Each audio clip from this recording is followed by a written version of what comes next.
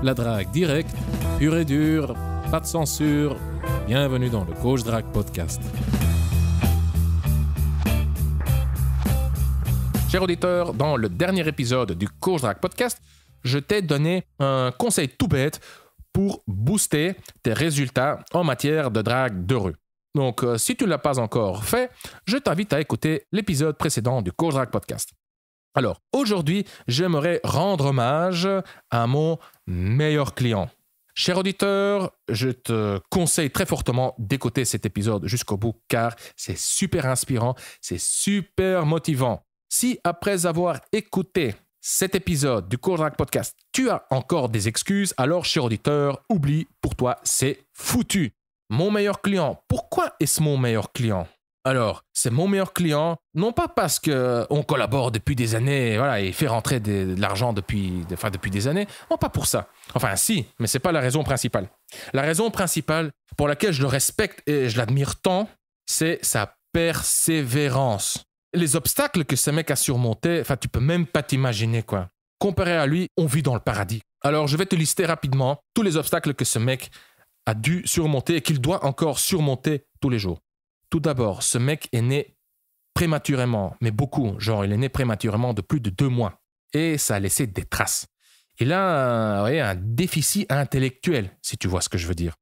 Ensuite, il a un manque d'intuition sociale, il a un manque de fluidité sociale. Enfin, il est bizarre, quoi. Ses interactions sociales sont fades, grises, monotones.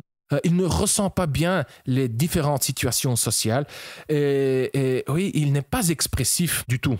Ensuite, il était timide, mais très timide. Ça m'a pris 2 ou 3 ans pour le convaincre de suivre une thérapie de groupe. Et ça l'a vraiment aidé. Mais j'entrerai plus dans les détails un peu plus tard. Ensuite, depuis quelques années, il souffre d'un trouble d'anxiété.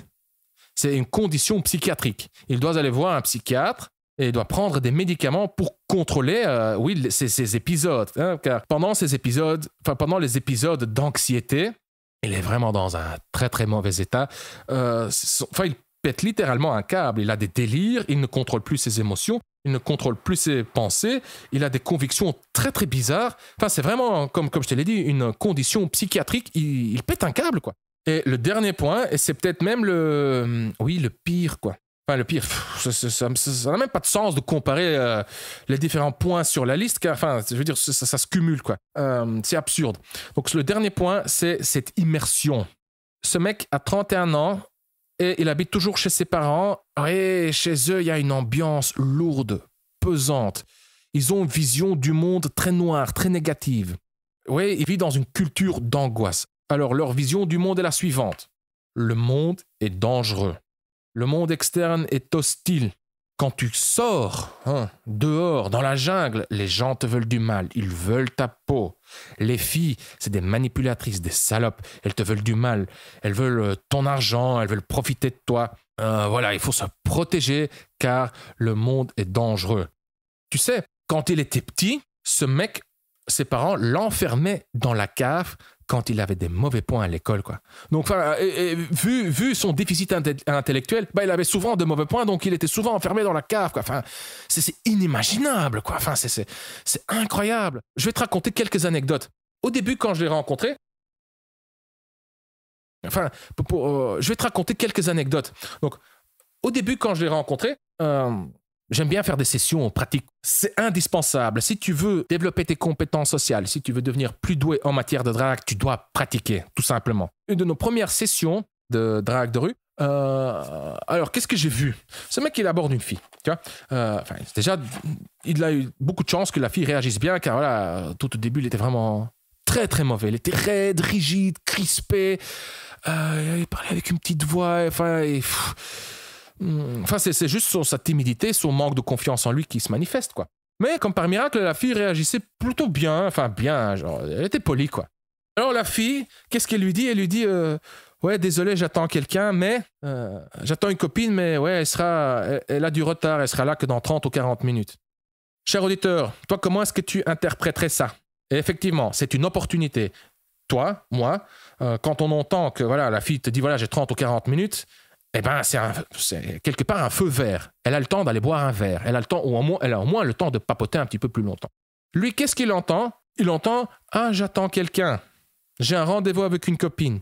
Donc, je ne suis pas intéressé, donc je te rejette. » Donc voilà, il a interprété ça comme un rejet. Et c'était constamment comme ça, quoi. Le moindre signe, peu importe le genre de signe, il l'interprétait comme un rejet, comme un « non, je ne suis pas intéressé ». Et c'était un truc récurrent. Et voilà, l'anecdote que je viens de te raconter, c'est juste lié à sa confiance en lui, quoi. Enfin, son estime personnelle. C'est lié aussi à sa timidité. Donc, tu vois, il avait un manque de confiance en lui, mais exagéré, quoi. Ensuite, tu vois, je t'ai parlé de son déficit intellectuel. Donc, tu t'imagines ce gars, aujourd'hui, je lui apprends un truc, je lui apprends à aborder correctement, je lui donne quelques indices, on s'exerce quelques fois, et enfin, après 3, 5, 10 tentatives, tu vois que ça marche bien. On se revoit dans 3 semaines, un mois et demi, tu peux être certain qu'il aura oublié, quoi. Il va aborder de la même façon qu'il le faisait avant, donc d'une mauvaise façon. Donc ce mec, il faut constamment... Oui, il n'apprend pas, quoi, ou il apprend très, très lentement. Il continue à commettre les mêmes erreurs. Pareil pour ses croyances. Donc, il échauffe, tu vois. Donc, ça fait des années... Ça a duré des années pour le convaincre que son manque de succès auprès des femmes n'était pas dû à sa calvitie. Oui, ça joue un rôle, mais un rôle minime, genre 0,01%. Enfin, c'est surmontable. Juste, déjà, si tu t'en fous de ta calvitie, c'est plus un problème. Bref, mais chez lui, c'était un problème récurrent. Enfin, des années, il revenait avec les mêmes excuses. Ouais, c'est ma calvitie. Ensuite, pour parler de sa timidité. Enfin, je me rappelle, quand on allait draguer sur la Grande Place à Bruxelles, ce mec, quand il était encore timide, il bloquait, quoi. Il devenait pâle, il avait des vertiges, il devenait tout raide. Il souffrait d'agoraphobie, quoi. Tu vois, donc, il y a certains auditeurs qui vont se reconnaître là-dedans. Tu vois, cher auditeur, quand tu passes devant une terrasse ou quand tu passes, tu vois, tu entres dans le cinéma et tu dois passer par le devant quand déjà le cinéma est blindé et toi, tu es un peu en retard. Ouais, tout le monde, tu as l'impression que tout le monde te regarde et voilà, tu as la trouille, quoi. Mais chez lui, voilà, c'était vraiment très, très prononcé. Enfin, je te dis, ce mec, tu pouvais même pas... Enfin, oublie, quoi. Draguer sur la Grande Place à Bruxelles, dans un lieu ouvert, comme ça, avec du monde autour, oublie. Et donc, je l'avais convaincu à suivre une thérapie de groupe pour surmonter sa timidité. Et voilà, maintenant, il drague sur la Grande Place, dans cette foule, de manière plutôt aisée, quoi. C'est remarquable. Enfin, je peux continuer comme ça encore pendant longtemps, mais pour te dire, regarde ce mec maintenant. Maintenant, ce mec, il chope régulièrement. Ces derniers mois, il avait plusieurs copines simultanément. Tu entends ça? Plusieurs copines simultanément. Oui, c'était pas les filles plus belles, mais il y a du progrès, ce mec.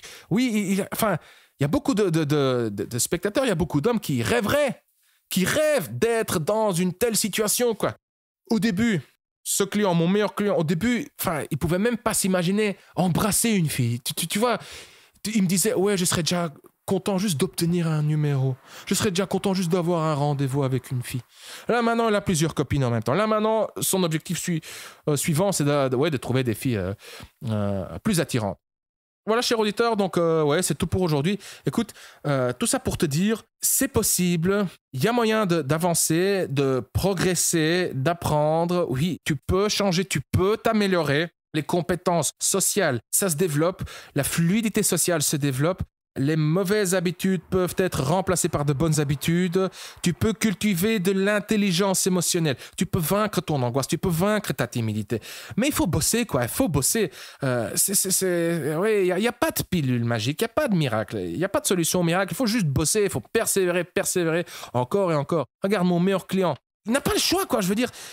Ou bien il arrête, il regresse et voilà, il n'obtiendra absolument rien. Et ses angoisses, ses croyances limitantes, sa timidité vont refaire surface. Ou bien il continue, même si c'est dur, même s'il avance hyper lentement. Mais au moins, il avance. Ça me fait penser à un proverbe de Confucius, tu vois, le philosophe chinois, qui disait « Peu importe la vitesse à laquelle tu avances, tant que tu ne t'arrêtes pas. » Voilà, cher auditeur, c'est tout pour aujourd'hui. Je suis Consti de coachdrag.com. Merci d'avoir écouté le Coachdrag Podcast. On se voit dans le prochain épisode. Bonne drague.